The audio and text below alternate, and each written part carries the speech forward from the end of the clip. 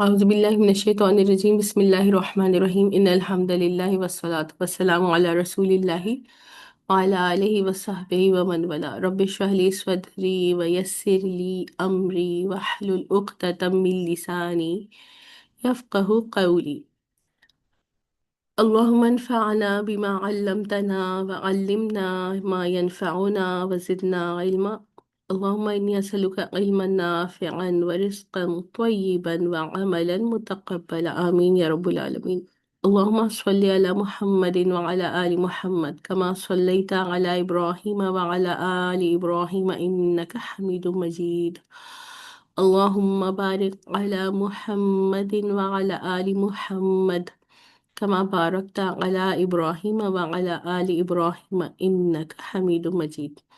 آیہ نمبر 83 سے ہمیں سٹارٹ کرنا ہے. اعوذ باللہ من الشیطان الرجیم وَإِذَا جَاءَهُمْ أَمْرٌ مِّنَ الْأَمْنِ أَوِ الْخَوْفِ أَذَاعُوا بِهِ کہ جب ان کے پاس کوئی آتی ہے خبر امن کے متعلق یا خوف کے متعلق یا حالت امن میں یا حالت خوف میں، دونوں طرح سے ترجمہ کیا جا سکتا ہے. اذاغوا بھی تو وہ اسے پھیلا دیتے ہیں، یا بریکٹس میں کیا آ جائے گا کہ وہ اس کو بغیر تحقیق کے پھیلا دیتے ہیں. وَلَوْ رَدُّوا إِلَى الرَّسُولِ وَإِلَى أُولِي الْأَمْرِ مِنْهُمْ کہ اگر تو وہ اس کو لوٹا دیتے، یعنی اس خبر کو لوٹا دیتے یا اس کو پہنچا دیتے یا حوالے کر دیتے رسول اللہ صلی اللہ علیہ وسلم کی طرف یا اپنے حکام کی طرف، اپنے امیر کی طرف. منہم ان میں سے لَعَلِمَهُ الَّذِينَ يَسْتَنبِطُونَهُ مِنْهُمْ تو اس کی جو لوگ تحقیق کرنے والے ہیں وہ اس کی تحقیق کر لیتے، یا جو لوگ تحقیق کرنے والے ہیں وہ اس کی حقیقت کو جان لیتے. وَلَوْلَا فَضْلُ اللَّهِ عَلَيْكُمْ وَرَحْمَتُهُ لَاتَّبَعْتُمُ الشَّيْطَانَ إِلَّا قَلِيلًا اور اگر نہ ہوتا تمہارے اوپر اللہ سبحانہ و تعالیٰ کا فضل اور اس کی رحمت، تو یقیناً تم میں سے اکثر لوگ جو ہے وہ لَاتَّبَعْتُمُ الشَّيْطَانَ تو یقیناً تم جو ہے وہ شیطان کی پیروی کرتے، اس کے نقش قدم پر چلتے، اس کی اتباع کرتے، سوائے تم میں سے چند لوگ. کہ اکثریت لوگوں کی جو ہے وہ شیطان کے پیچھے لگ جاتی اور اس کے بتائے ہوئے راستوں پر چلتی، اگرچہ اللہ سبحانہ و تعالیٰ کا فضل و کرم اور اس کی رحمت نہ ہوتی. تو اس آیہ مبارکہ میں سب سے پہلے کیا بات کی جا رہی ہے کہ دیکھیے اس زمانے کے لیے بھی یہ بات جو ہے وہ بہت اپروپریٹ تھی، اور آج کے زمانے میں تو اس سے بھی زیادہ اپروپریٹ ہو گئی ہے کہ ہمارے پاس کوئی خبر جب پہنچتی ہے تو ہم اس کو بغیر تحقیق کے آگے جو ہے وہ پھیلاتے جاتے ہیں. ٹھیک ہے، میڈیا کا جو زمانہ آ چکا ہے، اور آج کل کچھ لوگوں کو تو لٹرلی میں کہوں گی کہ فارورڈ میسیجز دوسروں کو بھیجنے کی بیماری ہے. مجھے لگتا ہے کہ صبح اٹھتے ہیں اور ان کا کوئی کام نہیں ہوتا، اور وہ بس درجنوں کے حساب سے فارورڈ میسیجز آپ کو بھیجتے رہتے ہیں کہ آپ کو پریشان ہو کر ان کو میوٹ کرنا پڑتا ہے. اور اس میں جس طرح کی بھی کہیں سے بھی خبر مل رہی ہوتی ہے وہ آپ کو فارورڈ کرتے جاتے ہیں. تو یہ ہماری فرسٹ آف آل رسپانسبلٹی ہے کہ وہ ہی خبر آگے پھیلائیں جو کہ جو ہے وہ سچی خبر ہو.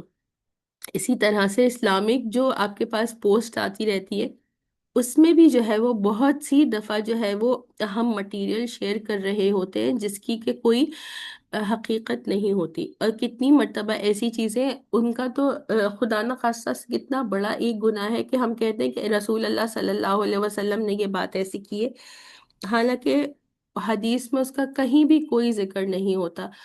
تو چیزوں کو جب فارورڈ کر رہے ہیں اور دوسروں تک پہنچا رہے ہیں تو اس کی اصلیت اور اس کی حقیقت کو جان کر ہی اس کو فارورڈ کرنا چاہیے.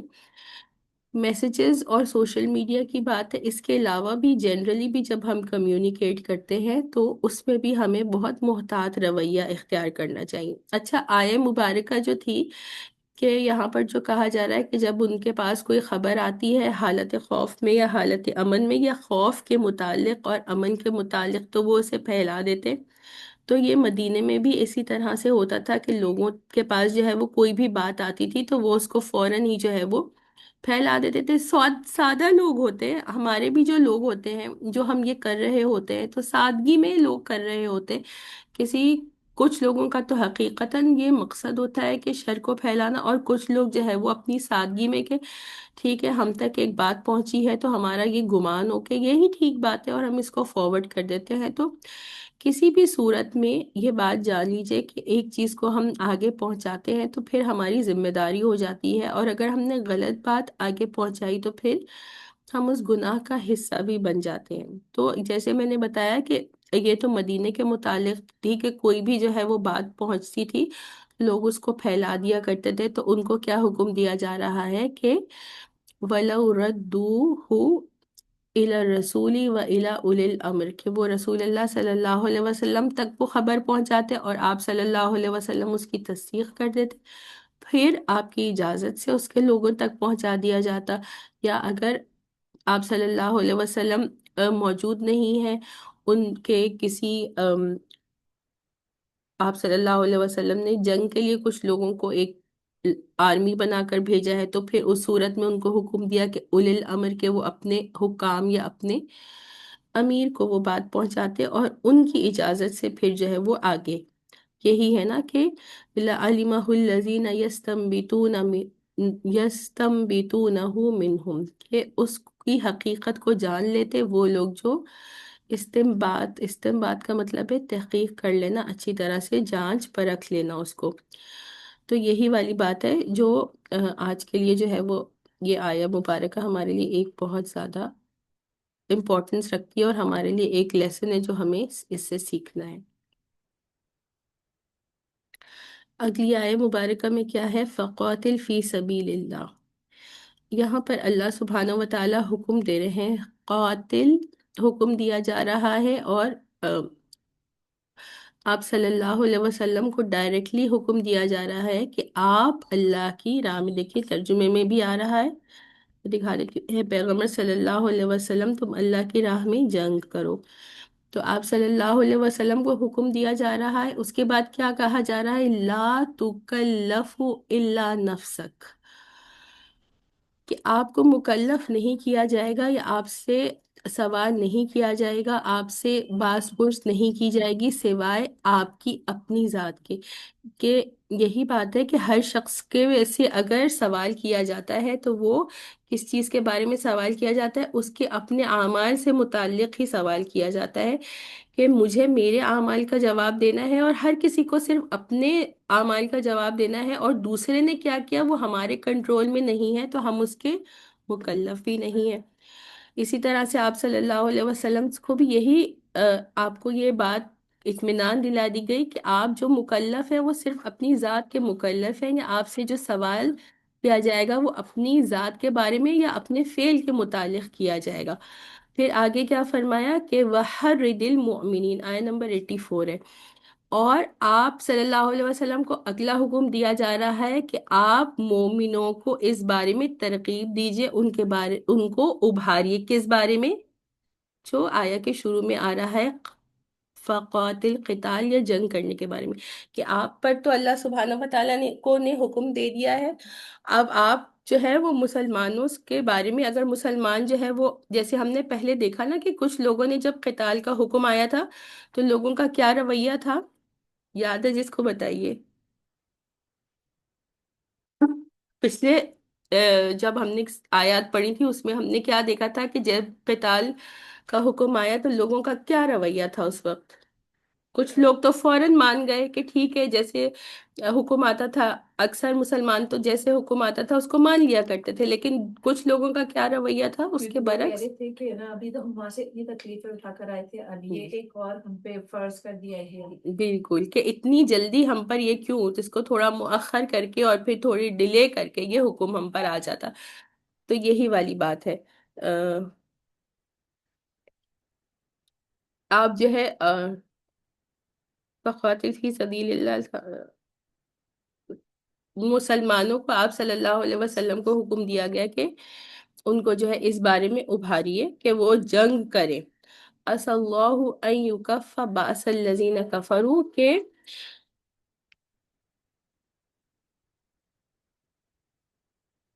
کچھ بعید نہیں ہے کہ اللہ سبحانہ و تعالی جو ہے وہ جو کفار ہیں ان کی جنگ کو جو ہے وہ روک دے.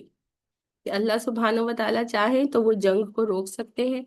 اللہ سبحانہ و تعالیٰ کے اختیار میں تو ہر چیز ہے. واللہ اشد باسن کہ اللہ سبحانہ و تعالیٰ جو ہے وہ بہت شدید ہے.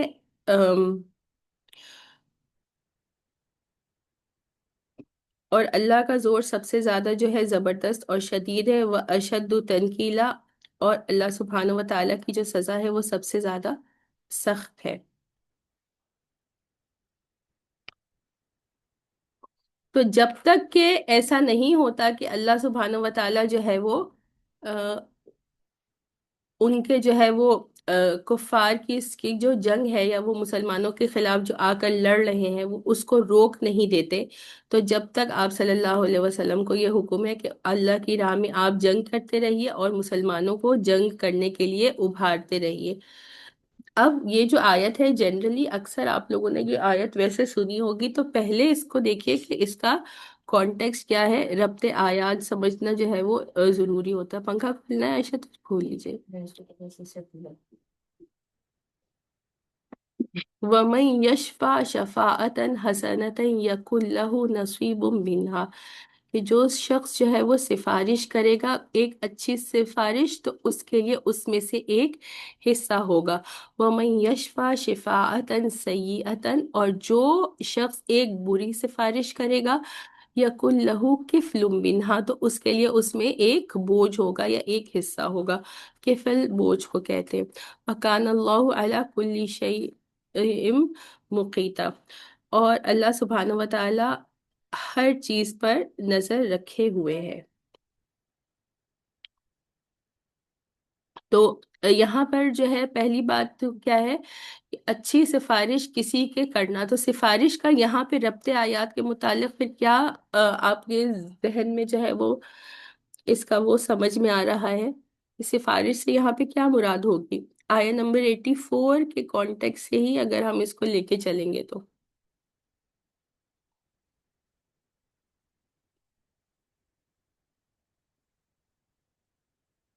جو اچھی سفارش کرے گا تو اسے اس کا حصہ ملے گا اور جو بری سفارش کرے گا وہ اسے اس کو اس کا حصہ ملے گا. یہاں پہ سفارش سے کیا بات سمجھ میں آ رہی ہے. اچھے سب خاصے لوگ آ گئے الحمدللہ آن لائن. جو کفار کا ساتھ دے گا وہ انہیں کے ساتھ ہوگا یہ ہوگا اور جو مسلمانوں کے ساتھ ہوگا. جی تو یہاں پہ سفارش سے مطلب ہے دیکھیں ربط آیات سے کیا پتہ چلے گا کہ قتال کی سفارش کہ قتال کی جنگ کرنے کی سفارش. یہی میں بات کہہ رہی تھی کہ یہ والی آیت ہم کتنے اس کو کوٹ کرتے اور ہم جنرل سفارش کی بات کرتے اس کے بارے میں بھی بات کریں گے لیکن پہلے ربط آیت سے متعلق جو ربط آیت سے ہمیں بات پتہ چلے گا کہ قتال کرنے کی یا جنگ کرنے کی اس کو میں نے جو ہے جنرلی عائشہ کو کہا کہ جو ہے میں جنگ میں جا رہی ہوں آپ بھی میرے ساتھ چلیں تو ترغیب دینا. جی تو مجھے بھی اپنے عمل کا تو ملے گا لیکن کیونکہ میں نے عائشہ کو کنونس کر کے اپنے ساتھ جنگ پہ میں لے گئی ہوں تو ان کی جنگ میں کا حصہ یعنی ان کی نیکیوں کا حصہ بھی مجھے ملے گا. اسی طرح سے اگر کسی نے برائی کی سینس میں کہ جو منافقین تھے جیسے وہ کرتے تھے کہ خود نہیں جا رہے اور دوسرے مسلمانوں کو بھی کہتے تھے مت جاؤ جاؤ گے تو پھنس جاؤ گے تو قتل کر دیے جاؤ گے مر جاؤ گے. تو اگر اس طرح سے بھی کسی نے کیا تو پھر وہ اس میں بھی دوسرے کو روکنے کا بھی گناہ اس کو ملے گا. یہ ربط آیت اور ایکچوئل اس کا کانٹیکسٹ یہ ہے اور پھر اس کے بعد ہم اس کو جنرل ٹرمز میں بھی سمجھیں گے کہ جو سفارش کرنا ہے جنرل سفارش میں کوئی کسی چیز کا حقدار ہے اور آپ نے اس کی سفارش کر دی یا کہہ دیا کہ جو ہے کوئی جاب ہی ہے اور آپ کسی کو جانتے ہیں آپ اس کا ریفرنس دے دیتے ہیں وہ اس جاب کے اہل ہے یعنی اس کی جو کرائٹیریا ہے وہ اس کا پر پورا اتر رہا ہے اور آپ نے ریفرنس دے دیا تو آپ نے وہ اچھا کام کیا، ایسا کرنا جو ہے وہ دین میں جائز ہے، اور آپ کو اس کا حصہ بھی ملے گا کہ آپ نے جو ہے وہ اچھا کام کیا ہے، تو آپ کی نیکیوں میں اضافہ ہوگا۔ اسی طرح سے اگر آپ نے کوئی بری سفارش کی ہے، جیسا کہ ہم کرتے ہیں آج کل، کیسا ہو گیا فیک سفارش کرنے کا، جو جس کے یہاں نہیں کیا مطلب ہوگا کہ جو شخص اس جگہ کے اس پوسٹ کے اہل نہیں ہے، اس کی سفارش کر دی گئی، تو پھر اس کا بوجھ بھی آپ کو ہی اٹھانا پڑے گا۔ تو آج کل جو یہ غلط سفارشیں کرتے ہیں، تو پھر ان کو اپنی آخرت کا خیال نہیں ہوتا، دنیا کے پیچھے ہی اندھے ہو رہے ہیں۔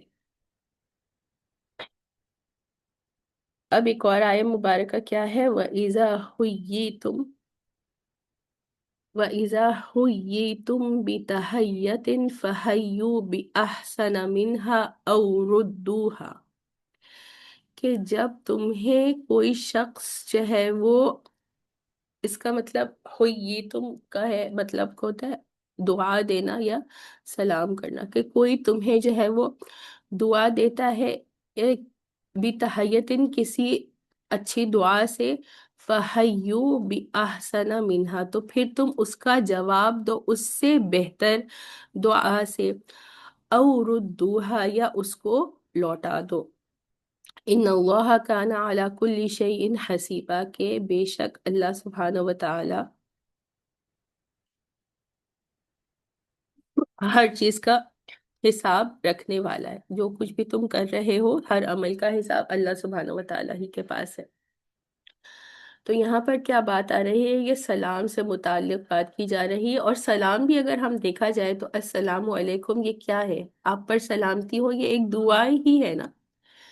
السلام علیکم جب ہم کہتے ہیں کہ تو کیا مطلب ہوتا ہے کہ تم پر جو ہے وہ سلامتی ہو، یہ ایک دعا ہے۔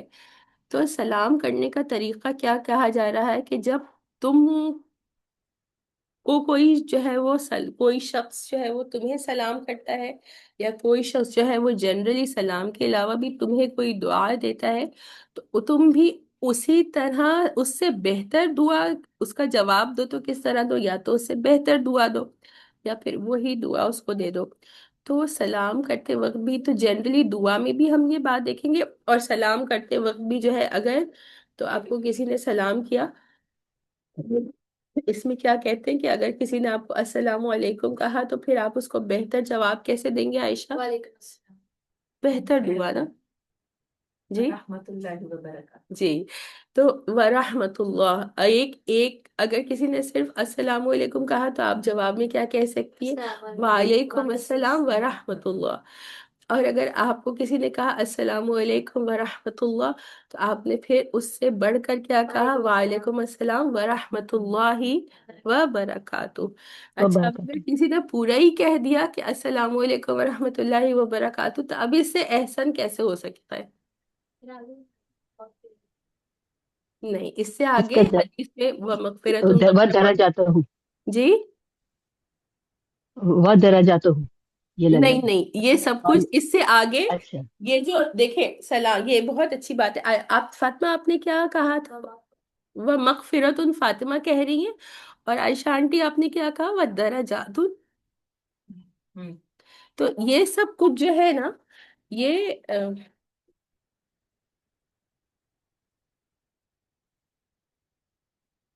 یہ سب کچھ جو ہے یہ حدیث سے ثابت نہیں ہے، اور اس کا ایڈیشن نہیں کرنا چاہیے۔ آپ صلی اللہ علیہ وسلم نے کیا فرمایا کہ جس نے کہا السلام علیکم، یا جس نے کہا وعلیکم السلام، اس کے جواب میں تو اس کو 10 نیکیاں ملی۔ جس نے کہا السلام علیکم ورحمۃ اللہ، اس کو 20 نیکیاں ملی، اور جس نے کہا السلام علیکم ورحمۃ اللہ وبرکاتہ، اس کو 30 نیکیاں ملی۔ اس سے آگے کچھ بھی کہنا حدیث سے ثابت نہیں ہے، اور نہیں کہنا چاہیے۔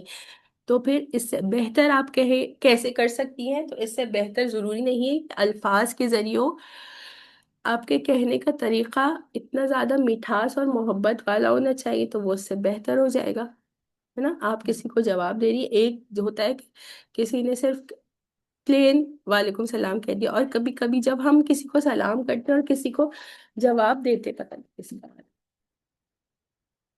تو وہ اتنی محبت سے کہتے ہیں کہ اس کے لہجے میں یا مسکراہٹ کے ساتھ آپ کہہ رہے، تو وہ اس سے بہتر ہو جائے گا، یا بہتر نہیں بھی کر سکتے تو اس صورت میں کیا ہے، او ردوہا، یا اسی کو آپ وہی الفاظ آپ لوٹا دیجئے، تو وہ بھی بہتر ہے۔ تو یہ والی بات ہو گئی۔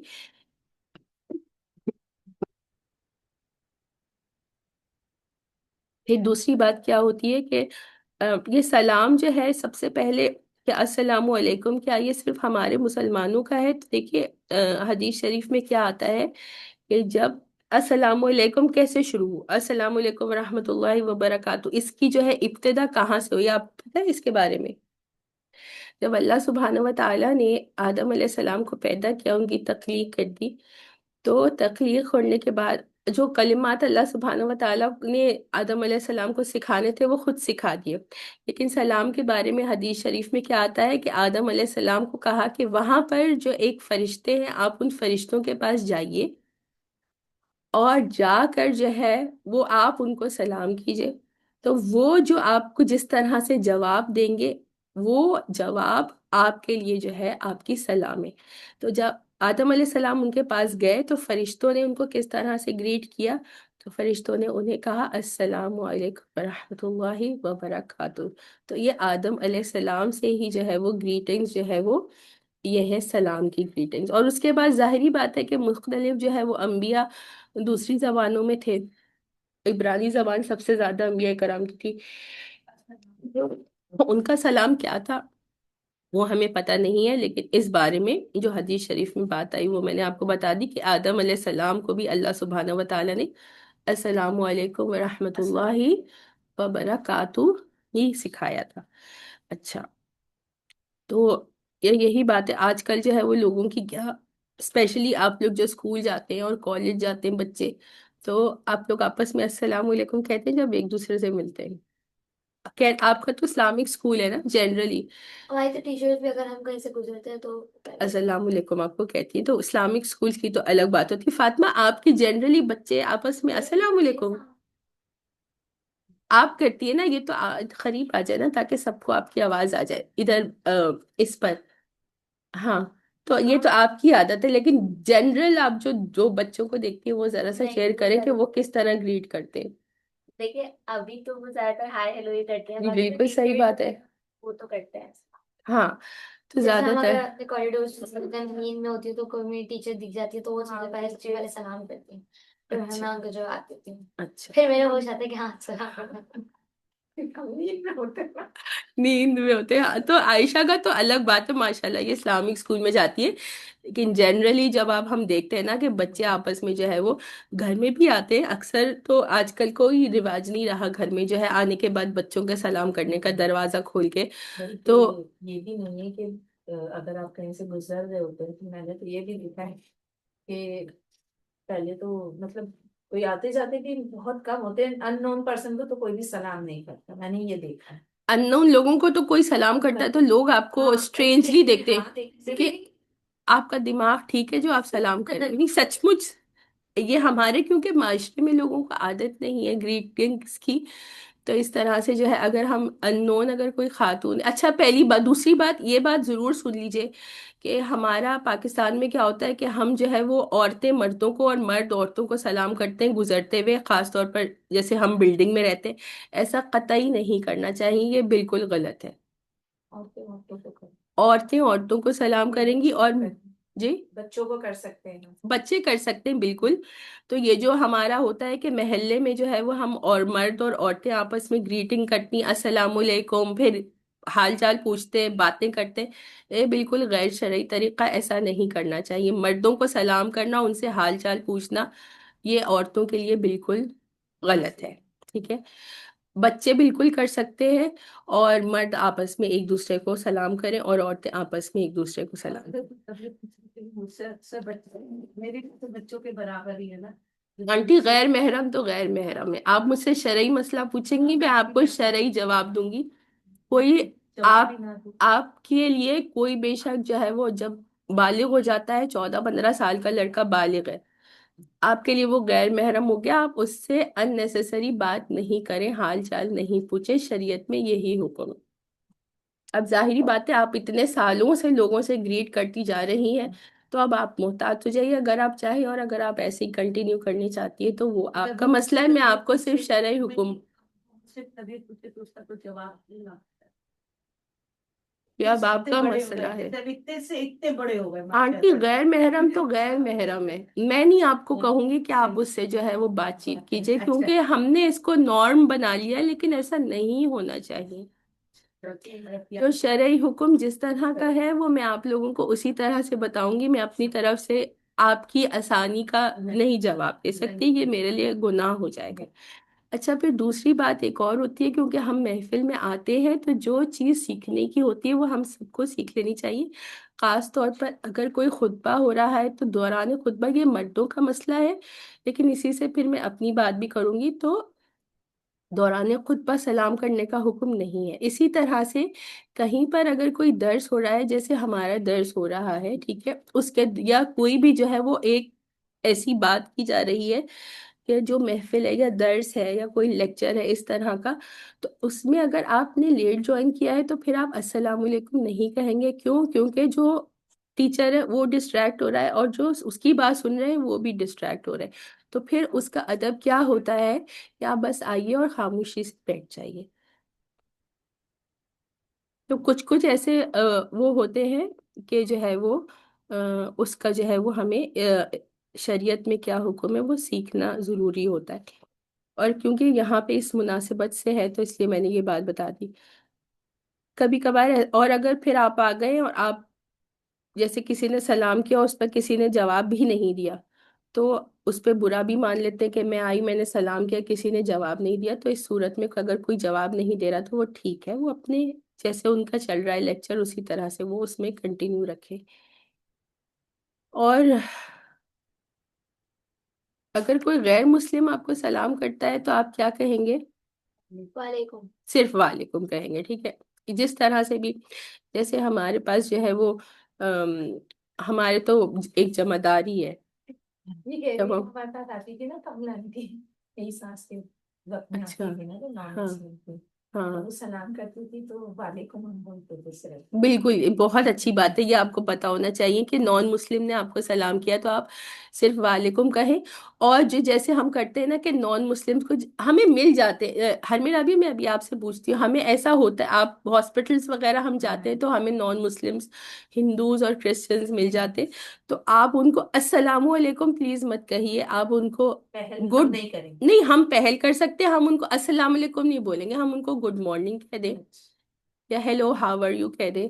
ان کو السلام علیکم، غیر مسلموں کو ہم السلام علیکم نہیں کہیں گے، ہم ان کو ان کے حساب سے کچھ بھی کہہ دیں کہ گڈ مارننگ کہہ دیں، گڈ ڈے کہہ دیں، یا ہاؤ آر یو کی پوچھ لیں کہ آپ کیسی ہیں، آپ خیریت سے ہیں، کہ اس طرح سے کچھ کہہ دیا جائے. جی ہر میرا بھی آپ پوچھیے.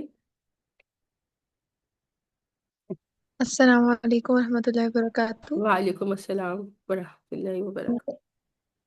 میں نے یہ پوچھنا تھا، اگر ہم یعنی کہ کوئی بزرگ ہے یعنی کہ 50 پلس یا 60 پلس ایج کے ہیں تو ہم انہیں سلام کر سکتے آدمی ہے ہیں؟ نا، میل وہی کی بات بات ہے. کر رہی ہوں نہیں بالکل بھی نہیں، غیر محرم ہر حال میں ہی غیر محرم رہے گا. یہی بات ہے نا کہ ہمیں یہ بات میں. بہت نارمل لگتی ہے لیکن غیر محرم ہر طرح سے غیر محرم رہے گا.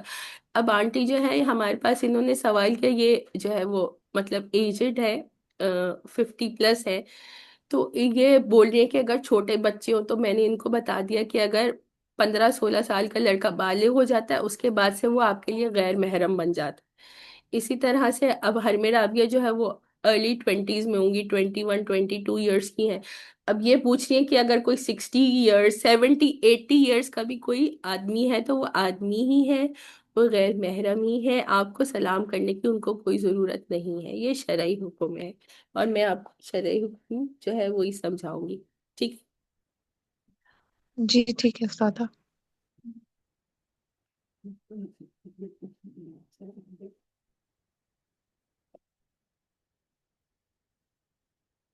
چلیے اگلی آیت دیکھتے ہیں.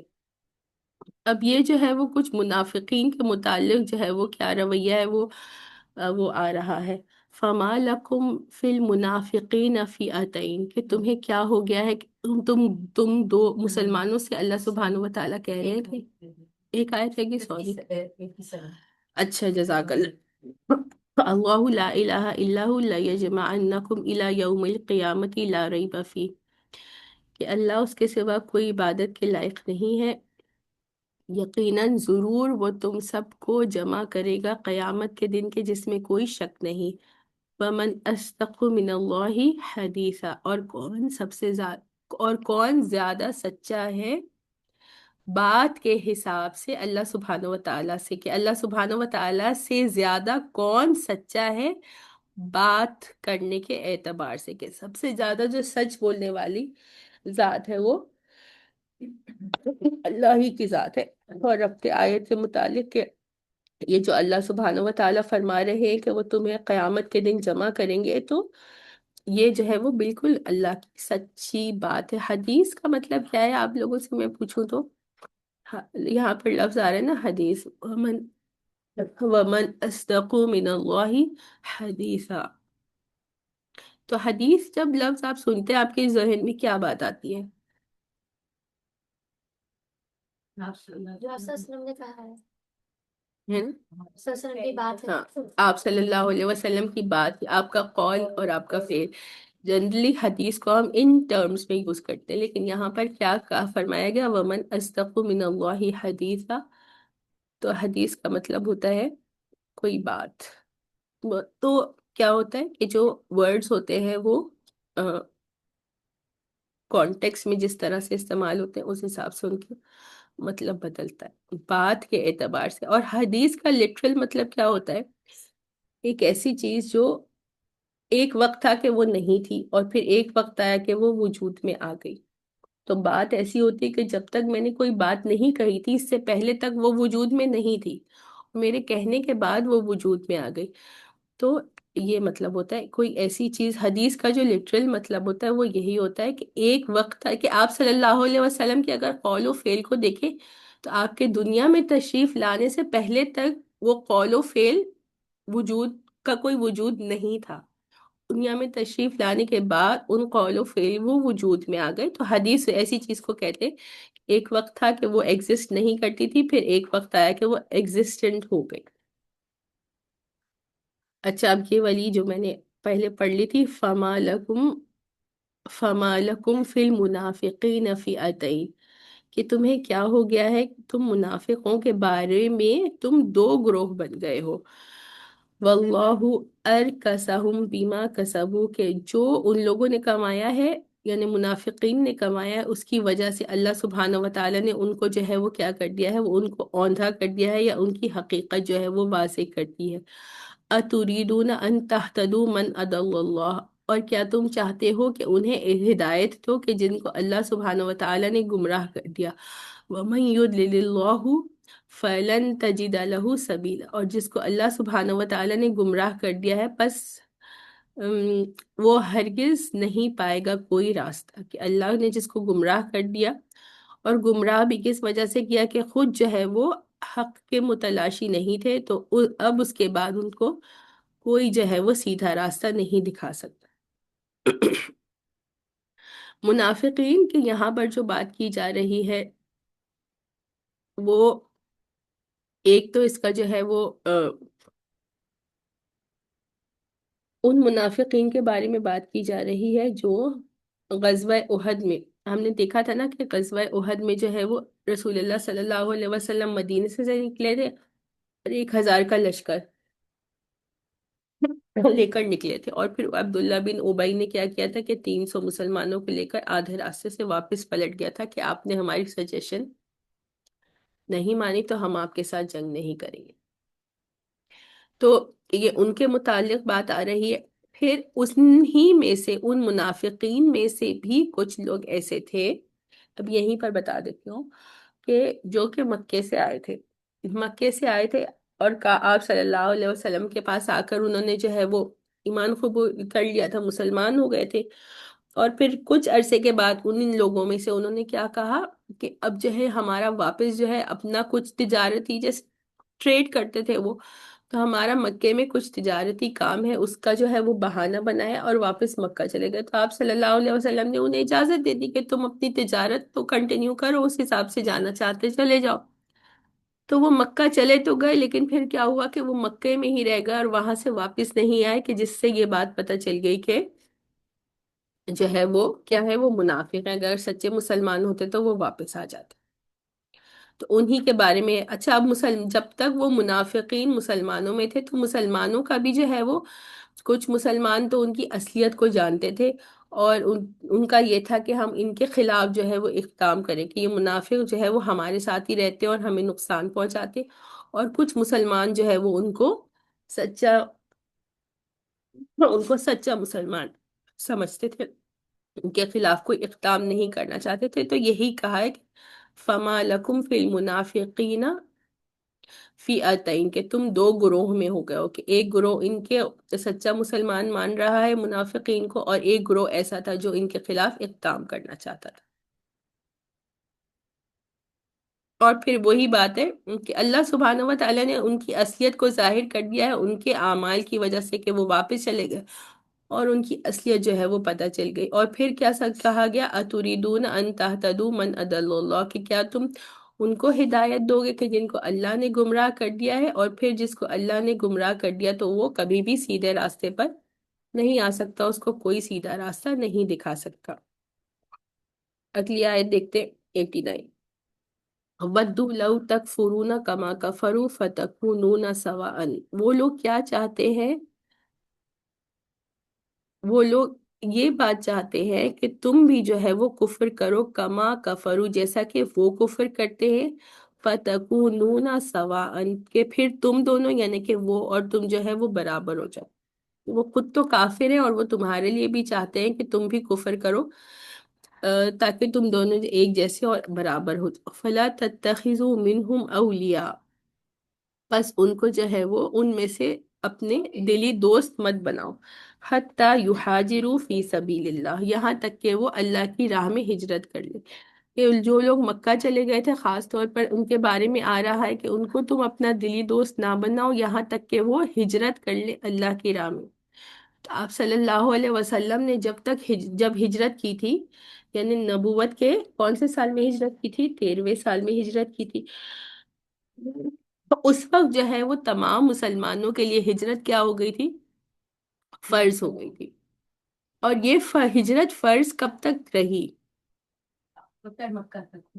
فتح مکہ، فتح مکہ تک تھا کہ ہجرت جو ہے وہ کر لی ہے، اور کرنا جو ہے وہ ضرور ہو گیا۔ اب جب مکہ فتح ہو گیا تھا تو اس کے بعد جو ہے وہ کوئی ہجرت نہیں کی۔ تو یہی کہا گیا کہ اگر وہ لوگ واپس سچے دل سے جو ہے وہ ہجرت کرتے ہیں، اور ہجرت کر کے جو ہے وہ مدینہ آ جاتے ہیں، تو ٹھیک ہے، اب تو جو ہے وہ پکے مسلمان ہیں، انہوں نے اپنے مسلمان ہونے کا ثبوت دے دیا ہے۔ اگر ایسا نہیں کرتے تو تم ان کو جو ہے وہ اپنا دلی دوست مت بناؤ۔ فَإِن تَوَلَّوْا فَخُذُوهُمْ وَاقْتُلُوهُمْ حَيْثُ وَجَدتُّمُوهُمْ، اور اگر وہ پیٹ پھیر لیتے ہیں پس تم انہیں پکڑو اور انہیں قتل کرو جہاں بھی تم انہیں پاؤ۔ وَلَا تَتَّخِذُوا مِنْهُمْ وَلِيًّا وَلَا نَصِيرًا، اور تم نہیں پاؤ گے ان میں سے کوئی بھی دلی دوست اور نہ ہی کوئی مددگار۔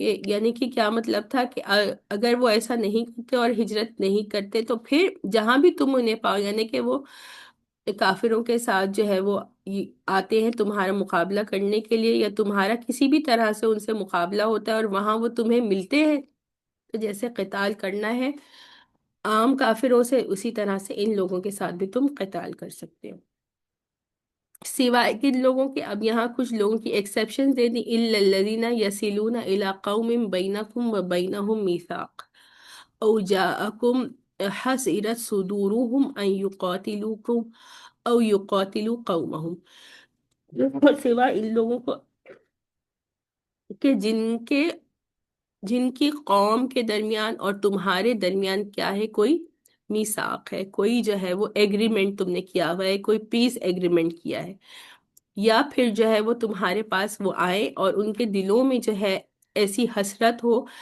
ان یقاتلوکم او یقاتلوا قومکم، کہ وہ بیزار ہو گئے ہیں کہ وہ تم سے جو ہے وہ قتل کریں اور وہ اپنی قوم سے قتل کریں، کہ کچھ لوگ ایسے ہیں کہ جن کے جو امن پسند ہے اور کسی صورت میں نہ تو وہ تم سے جنگ کرنا چاہتے ہیں اور نہ ہی وہ جو ہے وہ اپنی قوم سے جو ہے وہ قتال کرنا چاہتے ہیں، ان سے جنگ کرنا چاہتے ہیں، تو امن پسند لوگ ہیں، تو اس صورت میں بھی تم ان کو ان کے حال پر چھوڑ دو، ان سے جو ہے وہ کوئی ان کے خلاف کوئی اقدام نہ کرو۔ وَلَوْ شَاءَ اللَّهُ لَسَلَّطَهُمْ عَلَيْكُمْ فَلَقَاتَلُوكُمْ، اور اگر اللہ سبحانہ و تعالیٰ چاہتے تو ان کو تمہارے اوپر مسلط کر لیتے، پس تمہیں چاہیے کہ تم ان سے جنگ کرو، کہ عام منافقین اگر اللہ چاہے تو تمہارے اوپر ان کو مسلط کر دے، اس لیے تمہیں چاہیے کہ تم ان کے جنگ کرو، ان سے قتال کرو، ان کے خلاف اقدام کرو۔ فَإِنِ اعْتَزَلُوكُمْ فَلَمْ يُقَاتِلُوكُمْ، ایک منٹ دیتے، ہاں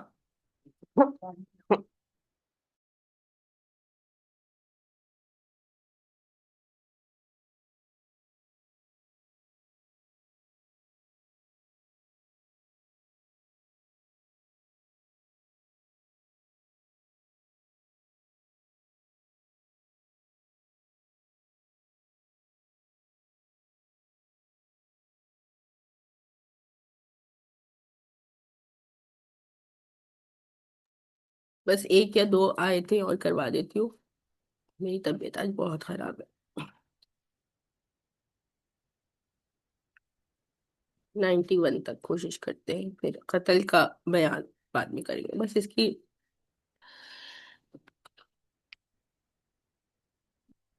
پس اگر وہ فَإِنِ اعْتَزَلُوكُمْ فَلَمْ يُقَاتِلُوكُمْ، اگر وہ جو ہے وہ کنارہ کشی اختیار کریں تو پھر تم ان سے قتال مت کرو۔ وَأَلْقَوْا إِلَيْكُمُ السَّلَامَ، اور وہ جو ہے وہ ڈال دیں تمہاری طرف جو ہے وہ صلح، یعنی صلح کا معاہدہ تمہاری طرف ڈال دیں۔ فَمَا جَعَلَ اللَّهُ لَكُمْ عَلَيْهِمْ سَبِيلًا، اور اللہ سبحانہ و تعالیٰ جو ہے وہ ایک منٹ، تو اللہ سبحانہ و تعالیٰ تم کو ان کے خلاف کسی کاروائی کا کوئی حق نہیں دیتا۔ تو یہاں پر جو ہے وہ قتال جو ہے وہ صرف انہی منافقین سے یا جنگ یا ان کے خلاف جو ہے وہ اقدامات کرنے کا حکم دیا جا رہا ہے کہ جو تمہارے خلاف ہو گئے ہیں اور تمہیں جو ہے وہ نقصان پہنچانا چاہتے ہیں۔ اگر وہ نقصان نہیں پہنچا رہے ہیں، اپنی طرف سے جو ہے وہ بس چلے گئے ہیں، مسلمان نہیں ہے، تو پھر ان کو ان کے حال پر چھوڑ دو۔ بیسک جو ہے وہ یہی بات آ رہی ہے کہ جب تک وہ تمہارے خلاف ہے، مخالف ہیں، یا تمہیں کسی طرح سے نقصان پہنچاتے ہیں، تو پھر تمہارے اوپر ہے کہ تم ان کے ساتھ قتال کرو۔ لیکن اگر وہ خود ہی جو ہے وہ بیزار ہیں، تم سے جنگ نہیں کرنا چاہتے، تمہارے اور ان کی قوم کے درمیان کوئی معاہدہ ہے، تو ان سے پھر تم ان کو ان کے حال پر چھوڑ دو اور ان کے خلاف کوئی اقدامات نہ کرو۔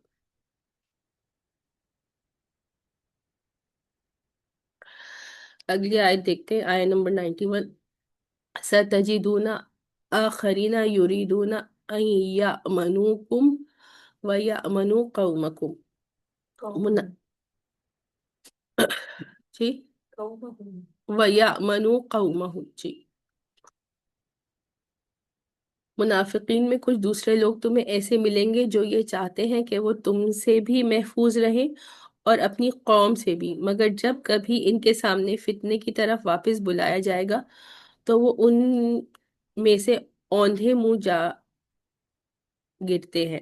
کہ کچھ لوگ تو ایسے ہیں کہ بظاہر فار دا ٹائم بینگ جو ہے وہ چاہتے ہیں کہ تمہارے ساتھ بھی امن ہو اور اپنی قوم کی طرف بھی امن ہو، لیکن ان کے دلوں میں کیونکہ فتنہ ہے، کلما ردوا الی فتنتی ارکسوا فیہا، کہ جب بھی جو ہے وہ ان کو فتنے کی طرف بلایا جائے گا تو وہ اس میں اوندھے منہ گر جائیں گے، یعنی کہ وہ فتنے کی طرف چلے جائیں گے۔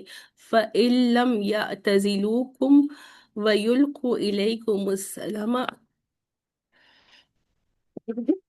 فَإِن لَّمْ يَعْتَزِلُوكُمْ، کہ جب تک جو ہے کہ اگر وہ کنارہ کشی تم سے اختیار نہ کرے اور تمہاری طرف جو ہے وہ صلح نہ ڈال دیں، وَيَكُفُّوا أَيْدِيهِمْ، اور جو ہے وہ اپنے ہاتھوں کو نہ روک لیں، فَخُذُوهُمْ وَاقْتُلُوهُمْ حَيْثُ ثَقِفْتُمُوهُمْ، تو پھر تم انہیں پکڑو اور انہیں قتل کرو جہاں بھی تم ان کو پاتے ہو۔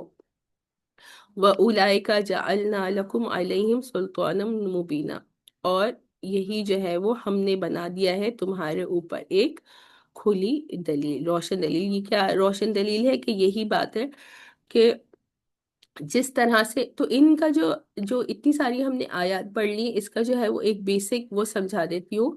اس میں جو ہے جو منافقین ہیں، منافقین کے خلاف آپ صلی اللہ علیہ وسلم کو کیا حکم دیا جا رہا ہے کہ جو منافقین ہیں اور ان کا نفاق جو ہے وہ کھل گیا، آپ کو پتہ چل گیا کہ یہ منافق ہے، یہ آپ کے دشمن ہیں، تو اب آپ کیا کیجئے کہ آپ ان سے جو ہے وہ قتال کیجئے، جس طرح سے کفار سے، کافروں سے، مشرکین مکہ سے اور باقی کافروں سے آپ کو جنگ کرنے کا حکم دیا گیا تھا، اسی طرح سے منافقین کے ساتھ بھی جو ہے وہ آپ کو جنگ کرنے کا حکم دیا گیا ہے۔ اب اس میں ایکسیپشن جو دے دی گئی تھی وہ کن لوگوں کی دے دی گئی تھی؟ سب سے پہلے کس کی ایکسیپشن دی گئی تھی؟ جو آپ سے خود نہ لگے تو آپ نہیں سکتے۔ کہ آپ کے اور جن کی قوم کے درمیان کوئی جو ہے وہ معاہدہ ہو گیا، اگر آپ کا اور ان کی قوم کے درمیان کوئی معاہدہ ہے، یعنی اب آپ ان کے خلاف کوئی اقدام نہیں کر سکتے۔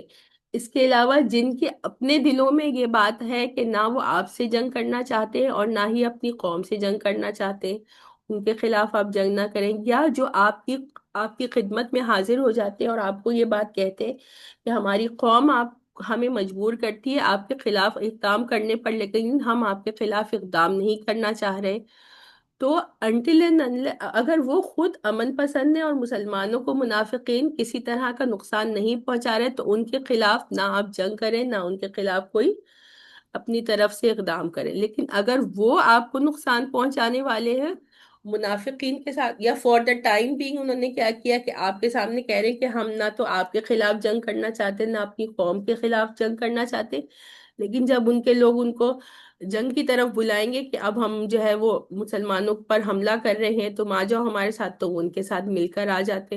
تو جو آپ کو نقصان پہنچاتا ہے یا آپ کے خلاف اقدام کرنے والے منافقین ہیں، آپ ان کے اگینسٹ ایکشن لیجئے، اور اگر وہ امن پسند ہیں اور آپ کو تکلیف نہیں دے رہے تو پھر آپ ان کو ان کے حال پر چھوڑ دیجئے۔ تو یہ اس کا جو ہے وہ ایک شارٹ سمری، ان تمام آیات لمبی تھی اور جو بات سمجھ میں نہیں آ رہی تھی۔ اب اگلا جو بیان ہے وہ قتل کا ہے، یہ لمبا ہے، نہیں اس کی ہم ڈیٹیلز میں جائیں گے نہیں، تھوڑا سا ہم دیکھیں گے انشاءاللہ، لیکن نیکسٹ کلاس میں دیکھیں گے کیونکہ میری طبیعت کافی خراب ہو رہی ہے۔ یہ میں ریکارڈنگ بند کر دیتی ہوں، اس کے بعد پھر حضرت زینب سے متعلق آپ جو بتانا چاہیں بتا دیجیے گا۔ سبحانک اللہم و بحمدک، نشہد ان لا الہ الا انت، نستغفرک و نتوب الیک۔